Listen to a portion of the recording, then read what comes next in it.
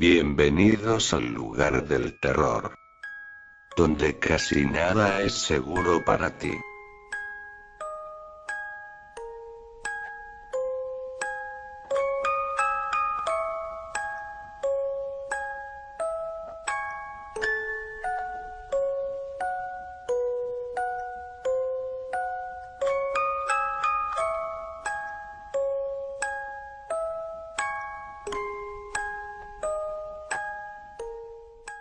Hey, hola a todos. ¿Cómo están? Bueno, aquí en un nuevo video de creepypastas, vamos a ver cuánto dura. En este momento que escribo esto, ya tengo todos los audios menos este, por eso no sé cuánto va a durar, XD, pero bueno. No fue tarea fácil, lo tuve que hacer en 3 semanas de video, y más eso, súmenle que tuve que modificar los textos, ya que había cosas que no pegaban muy bien, pero bueno. Dejemos eso de lado, y sin más, comencemos. El creepypasta se llama Mi mejor amigo. Esta historia nos relata sobre la vida de John, un niño de 8 años. Este niño tenía algo que lo diferenciaba de los demás de su edad.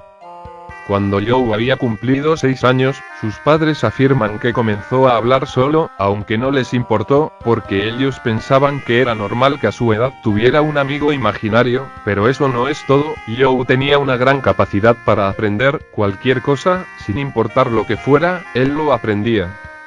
Los padres de John lo mandaban felizmente al colegio, ellos estaban felices de él, ya que siempre volvía con una calificación perfecta. John, llegado a los 8 años, hablaban más que nunca con su amigo imaginario, sus padres seguían pensando que era normal, así que lo dejaban con su amigo. Un día, John comenzó a portarse de una manera extraña, ya no salía casi nunca a jugar con sus amigos, decía que su único amigo era Aiden, nombre que le había dado a su amigo imaginario. Los padres de Joe lo regañaron, y obligaron a que saliera a jugar con sus antiguos amigos. Joe, desde luego, se enojó y comenzó a golpear toda cosa que alcanzara. Cuando la madre le agarró por su mano derecha, y le dio una cachetada, hubo un silencio, en el cual Joe soltó un grito, y bruscamente giró, y le dio un golpe en la cara a su madre. En el momento que la madre volteó, la cara del padre de Joe soltó un grito, al ver que Joe le había arañado la cara, unas heridas de 5 a 7 centímetros cada una, por cada 5 dedos de la mano. Joe se fue enojado, y se encerró en su cuarto. Mientras que su padre estaba furioso, gritándole que regresara, pero no se había dado cuenta que su esposa estaba seriamente lastimada, y debía ir a un hospital. Cuando la vio, inmediatamente la llevó al hospital más cercano. Joe miraba por la ventana, mientras sus padres se iban en el coche. De pronto, suena una voz que resuena entre las 4 paredes de la habitación de Joe. Joe. Ellos no te sirven más, yo soy el único a quien necesitas, de ahora en adelante. Era Aiden. Hazlo, Joe. Cuando regresen, hazlo. Al regresar los padres, Joe estaba sentado, viendo la tele en el comedor. Entonces, Joe, al ver a su madre, corrió, y la abrazó, pidiéndole perdón por lo que le hizo. La madre inmediatamente lo perdonó. Habían pasado 2 semanas desde entonces, y Joe parecía haber vuelto a ser como antes, alegre, y siempre sonriente. Una tarde, mientras la madre había salido, Joe se quedó con su padre viendo la tele. Hubo un momento en el cual Joe se levantó y dijo que iba al baño. Cuando estaba en el baño, Aiden le habló, diciendo que mate a su padre. Joe entonces bajó las escaleras, dispuesto a hacerlo. Entonces, cuando su padre lo vio, le dijo: ¡Hey! Joe, te tardaste, toma asiento, y veamos la tele juntos. Joe no contestó. Bastó solo con que el padre volteara, para ver que John tenía los ojos totalmente negros, y un cuchillo en mano. El padre se levantó con una sonrisa nerviosa, e intentó quitarle el cuchillo. Venga, Joe. No juegues con eso, podrías lastimarte y no queremos eso. Joe, una vez más, sin contestar, simplemente lo decía todo con la mirada, comenzó a acercarse a su padre, y entonces Le intentó cortar el cuello, pero no logró alcanzarle, y entonces Joe le lanzó el cuchillo, y le dio en la mano, y cuando se estaba acercando, se escuchó el sonido de la puerta abriéndose. Joe volvió a la normalidad, y comenzó a llorar, para hacer creerle a la madre que fue un accidente. Ese mismo día, le había llamado el hermano mayor de John, quien vivía en Argentina hace 4 años, y le pidió a su madre que se tomaran una foto, y se la mandaran. La madre de Joe prepara la cámara, y le dice a Joe que espere mientras llega su padre. Cuando el padre volvió del hospital con la mano vendada, se dirigió al patio para tomarse la foto. Entonces, la madre se fue a buscar a John, quien estaba en su cuarto. La madre soltó un grito de terror, al ver que Joe había apuñalado a sus 2 perros, que tenía como mascotas. Joe giró la cabeza lentamente y sonrió. Entonces, cerró la puerta, e intentó bajar las escaleras lo más rápido posible, pero al intentarlo cayó de ellas, y se quebró el pie. Entonces vino el padre de John, y la madre le dijo que llamara a la policía. El padre sin dudarlo lo hizo. Ambos salieron al patio. Y allí vieron a Joe, sentado en el césped, quien preguntó: «Mamá, ¿cuándo nos tomaremos la foto para mi hermano?». La madre le dijo: «Pronto, querido, solo espera un poco». Entonces comenzó a llover. Y se metieron a la casa. En ese momento, Joe estaba hablando solo, aunque los padres se dieron cuenta que era con su amigo imaginario. En el momento que se cayó, hubo un silencio y los miró a ambos. Cuando la policía llegó a la casa, se encontraban los cuerpos de los padres destrozados, y los intestinos por todos lados, toda la sala principal cubierta de sangre. Y entre la lluvia un oficial vio una cámara de fotos. El oficial de los policías salió, y cogió la cámara para ver que la última foto tomada, era la del niño en medio de la lluvia, con el cuerpo destrozado de sus padres en el suelo.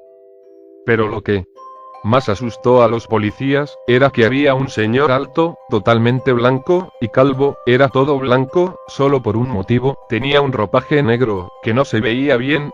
El caso nunca se resolvió.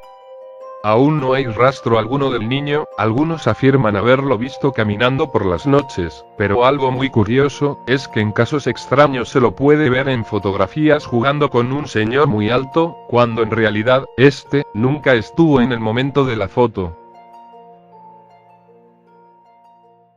El creepypasta se llama El hombre de la esquina. Era un lunes por la mañana. Hacía algo de frío, y yo iba absorta en mis pensamientos, mientras el chofer del autobús daba su recorrido. Como una rutina, pensaba lo triste que debe ser manejar un autobús, sobre todo por cómo están las cosas de locas en esta ciudad, entre los asaltos, los accidentes viales, los atropellos, que van al aumento. Como si las personas les encantara ser arrolladas por vehículos pesados, y las personas sin educación, que ni un buenos días le dedican al pobre conductor, que se le ve cansado y estresado de siempre el mismo recorrido. Entre la miserable vida del chofer y la mía, no había mucha diferencia. Trabajo en una tienda departamental al sur de mi ciudad, donde el crimen es peor que en el resto de la ciudad. Hace poco, una compañera fue secuestrada a una cuadra de la tienda. Escuché el rechinar de las llantas de un vehículo, los gritos de los hombres que bajaron y corrían. Escuché algunas detonaciones, y solo reaccioné 2 segundos después.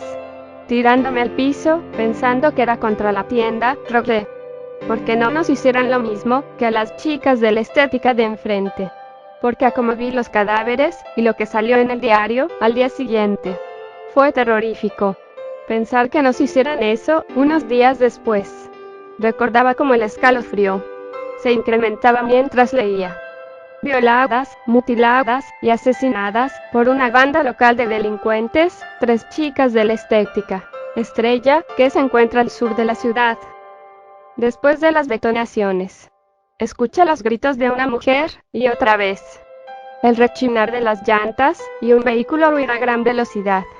Hasta puedo jurar que aún después de ese suceso, podía escuchar todo de nuevo, como si fuera un eco grotesco de un acontecimiento horroroso. Si cierro los ojos, puedo ver las imágenes, como si fueran de una película. Mi compañera caminando sonriente, tomada de la mano de su novio, y después el vehículo, los hombres disparándole a su novio, y finalmente puedo ver cómo la meten a la camioneta. Jamás la volveríamos a ver. Es bien sabido que cuando una chica desaparece y esta no aparece, parece como si se la tragara la tierra. Cuando más absorbida estaba en mis pensamientos, de repente saltó un anuncio en la radio: los suicidios iban en aumento, las personas se paraban en las carreteras y se lanzaban contra los vehículos que pasaban y no tenían tiempo de frenar. Resultaba en una muerte instantánea. Ayer, 50 personas se suicidaron en las vías del tren a lo largo del día. Y se sabe que fueron suicidios porque sus familiares encontraban cartas despidiéndose. Y en días anteriores se les notaban apagados, ausentes, y decían cosas sumamente raras. Al principio, se le atribuyó a la mala economía que enfrentaba el país. Pero cuando empezaron los adolescentes a ser las principales víctimas, fue motivo de alerta. Pero ahora, los niños los que se suicidan, ellos dicen que vieron a un hombre en una esquina que les perturbó de sobremanera, pero sus padres jamás les creyeron. Un loco fanático de las historias y leyendas de terror dice que Slenderman está tras de todo esto, pero testimonios y las cartas de las personas que se han suicidado apuntan a que debe ser algo más real que cuentos para asustar a los niños. Se suspendieron las clases de casi todos los niveles, menos en las universidades, que poco a poco iban quedando vacías por los suicidios y por el miedo de que sea un virus que te come el cerebro y hace que te suicides. Pero para los trabajadores era distinto. Teníamos que cumplir con nuestras obligaciones, no podemos dejarnos caer en la histeria, todo sería un caos total. Lo que en verdad me perturbó fue que los niños, antes de suicidarse, dijeran que vieron a un hombre. Y días después, se suicidaron. Me puse a pensar en qué pasaría si yo fuera niña y recordaba cosas que pasaron en mi infancia. Fue cuando recordé mi amiga imaginaria, Susie, que a veces me decía que hiciera travesuras, pero jamás puso en peligro mi vida mientras recordaba mi tierna infancia. Un pensamiento saltó a mí, era un miedo puro. ¿Pero qué? Empecé a temblar, y si no fuera porque cubrí con mis manos, mi boca habría gritado con todas mis fuerzas. Es como si algo o alguien posara su mirada en mí y sacara a flote todos los momentos en que pasé más miedo. Recordé el accidente que tuve con mi padre. Él iba al volante y yo en la parte de atrás, en mi silla especial. Porque tenía 3 años de edad, yo odiaba esa silla, y mi papá me cantaba para que no llorara. Ese día había llovido un poco, pero las calles eran peligrosas. Mi papá me vio por el retrovisor, y yo le sonreí, y en ese instante sentí un golpe que movía el auto, y hacía que diera vueltas demasiado rápido. Recuerdo que yo cerré los ojos, y empecé a gritar, y de repente todo quedó quieto, en silencio, y después negro. Tengo vagas imágenes de que me sacaron del auto y vi a mi papá entre el metal retorcido del auto, pero ya no tenía forma alguna. Sé que era mi papá, porque su brazo fue lo único que no quedó destrozado. Después de eso, fue el hospital, el funeral, y después vi como mi madre se dejó caer en los brazos del alcohol y las drogas. En ese momento, yo no sabía que tenía ese recuerdo. Lágrimas gruesas recorrían sobre mis mejillas, mientras yo estaba aterrada, como si alguien me pusiera recuerdos reprimidos por tanto dolor y miedo. El siguiente recuerdo era aún peor, porque lo soñaba cada día de mi vida. Ese día, mi mamá invitó a sus amigos a la casa. Yo tenía 9 años, y la indicación de que no saliera de mi cuarto. Al parecer, ellos tenían una fiesta muy alocada, pero no me importó, y yo jugaba con mis muñecas. Mi hermana mayor llegó a mi cuarto llorando, y con algunos golpes. Yo no entendí qué pasaba. Ella me vio y me dijo: Si sabes lo que te conviene, vendrás conmigo. Nadie aquí te va a cuidar en esta casa. Te pasarán cosas horribles. Yo solo me limité a ver cómo lloraba sin consuelo. Mientras se acercaba a la ventana, ella me extendía la mano y me suplicaba con la mirada para que la siguiera, y yo le grité: no, estás loca, vete. Ella me miró con odio y saltó por la ventana. Yo jamás pensé que haría eso, porque vivíamos en un 10º piso. Yo me quedé sola en el piso, estaba en shock, y no recuerdo mucho de lo que pasó. Todo lo vi en cámara lenta al día siguiente. Se dieron cuenta de que mi hermana se suicidó tirándose por la ventana, estaba embarazada, y en su diario decía, ¿por qué se había suicidado? No pensé que me podía pasar algo peor que ser violada para que mi mamá consiguiera sus malditas drogas. Acabo de descubrir que estoy embarazada y que un amigo de mi mamá quiere a mi hermanita pequeña. Esta noche la tomaré a ella y nos iremos lejos. Saltaremos por la ventana. La policía me llevó a un hogar temporal y a mi mamá la mandaron a la cárcel junto a sus amigos que abusaron de mi hermana. Unos años después, me enteré que la mataron en la cárcel por todo lo que hizo. A este punto, yo no reconocía ese sentimiento y fue cuando lo vi. El hombre en una esquina iba de negro, con el cabello en la cara y por una extraña razón estaba parado en una sola pierna. Sus ropas y su cabello eran como de un vagabundo, pero no se movía ni con el viento. Sentía su mirada posada en mí. El autobús se para en un semáforo en rojo a 5 cuadras de mi trabajo y yo veía cómo estaba ese hombre parado en la esquina, viéndome sin verme. Yo me sentí perturbada por su presencia, aunque no lo tuviera a mi lado. Sentía su respiración y su calor. Yo quería que me dejara en paz, pero él no me dejaría jamás. Una voz en mi interior tenía la solución. No tarda en pasar el tren. Sabes que es la única manera de que él se aleje de ti. Me pareció una gran idea. Así que bajé del autobús, caminé 2 cuadras, y me paré frente a las vías del tren. Escuché el tren acercándose, y nadie cerca de mí para impedir mi objetivo, pero aún así, me di tiempo de meditarlo. Lo sentía todo, el hombre a mi lado, el tren acercándose, el calor que sentía, y sobre todo, la necesidad de terminar con mis miedos, mi dolor, el terror que me producía aquel hombre. El tren estaba a unos metros de mí, y la voz en un tono brutal me gritó: «Hazlo de una vez». Y yo solo obedecí. Meses después, el país quedó casi vacío, igual que otros países del mundo. Ninguno de los profetas imaginó que el apocalipsis sería así, sin guerras, ni demonios, solo personas suicidándose. El creepypasta se llama La Vía Muerta. Era una fría noche de perros. Una persistente llovizna ponía mucho riesgo en el asfalto de la ruta. El hombre tomó esa curva a una velocidad inapropiada para el estado del camino, y el coche comenzó a dar tundos y golpes hasta quedar reducido a un montón de fierros sin forma.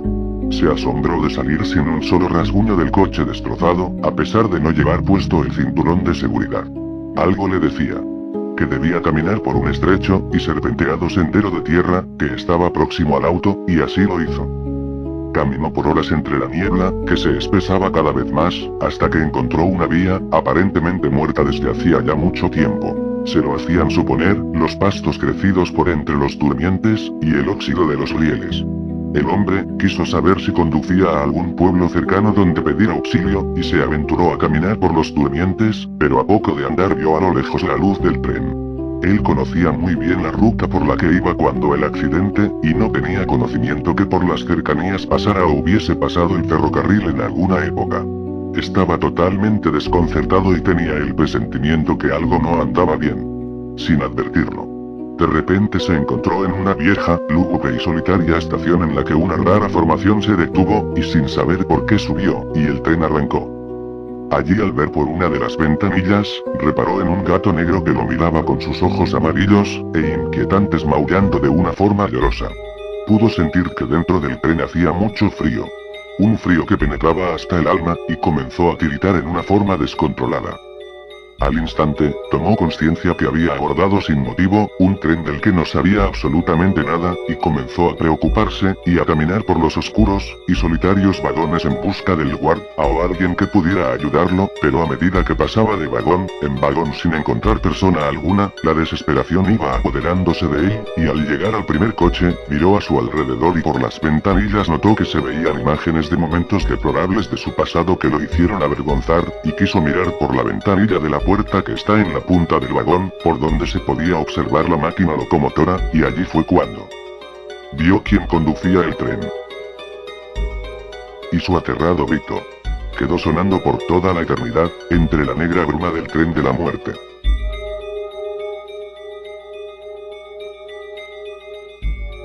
Bueno. Y eso ha sido todo por este video, espero les haya gustado. Ahora lo que tengo planeado subir es un video de opinión y otro video relleno, el cual cabe destacar que sería el último video de relleno en un tiempo. Espero que las historias hayan sido de su agrado. Bueno, no tengo más que decir, nos vemos hasta la próxima.